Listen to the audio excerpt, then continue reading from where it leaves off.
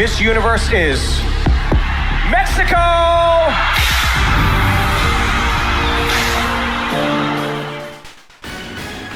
কয়েক ঘন্টার উত্তেজনা, কয়েক সপ্তাহের লড়াই আর কয়েক মাসের মানসিক চাপ সব যেন স্তব্ধ হয়ে গেল সেই মুহূর্তে যখন ঘোষিত হলো মিস ইউনিভার্স 2025।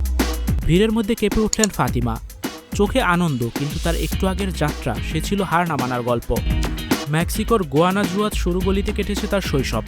ছোটবেলায় স্বপ্ন ছিল ফ্যাশন ডিজাইনার হওয়া। স্কুল শিক্ষিকা মা শিখিয়েছিলেন নিজের কথা বলতে শেখো, নইলে কেউ তোমাকে শুনবে না। এই শিক্ষাই তাকে ইতালিতে নিয়ে যায় ফ্যাশন ডিগ্রি করতে। পরে মডেলিং দুনিয়ায় এসে বুঝলেন গ্ল্যামারের ভেতরে আছে নারীর প্রতি অসম্মান।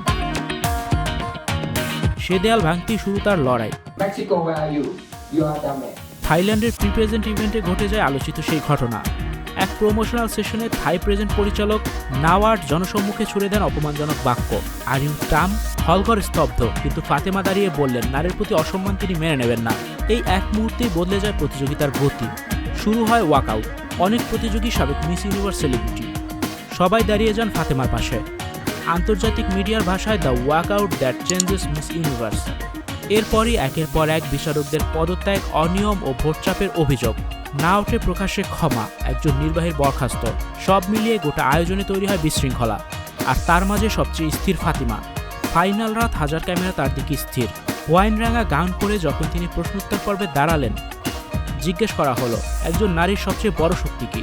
ফাতিমার উত্তর, যে নারী বলতে পারে সে পুরো দুনিয়াটাই বদলে দিতে পারে। এই এক বাক্যই পাল্টে দেয় ফলাফল।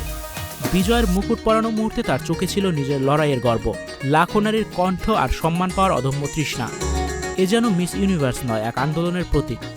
ভিউয়ার্স, এই বিষয়টি নিয়ে আপনাদের কি মতামত জানিয়ে অবশ্যই কমেন্টস করে দিন, আর ভিডিওটি শেয়ার করার অনুরোধ রইল। ভিডিওটি দেখার জন্য অসংখ্য ধন্যবাদ। এমনই আরও ভিডিও পেতে যুক্ত থাকুন আমাদের সাথে। Icon Focus 24 TV, powered by 4D Fourth Dimension.